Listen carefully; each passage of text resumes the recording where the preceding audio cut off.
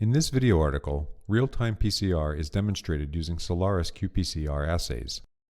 Solaris qPCR assays are gene-specific probe and primer pairs designed to detect all known splice variants of a given gene under universal thermocycling conditions.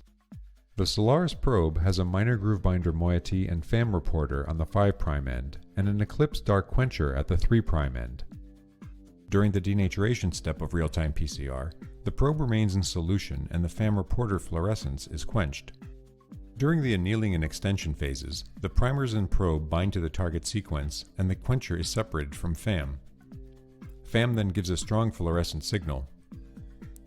When the probe dissociates, fluorescence is again quenched. Real-time PCR results are obtained that demonstrate the sensitivity, specificity, and reproducibility of this efficient assay.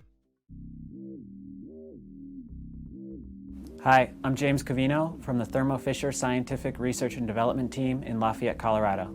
Today we will show you a procedure for setting up a standard qPCR reaction using Solaris qPCR gene expression reagents.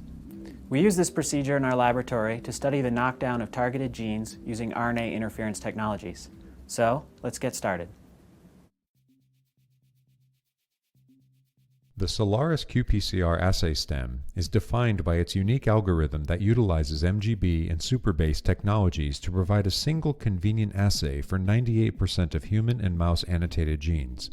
Typically, DNA probe and primer design is restricted by the melting temperature of the probe, which is determined by the number and type of bases. Longer sequences and GC-rich sequences have higher melting temperatures. The minor groove binding moiety used in Solaris probes fits into the minor groove of the DNA helix and stabilizes the probe target.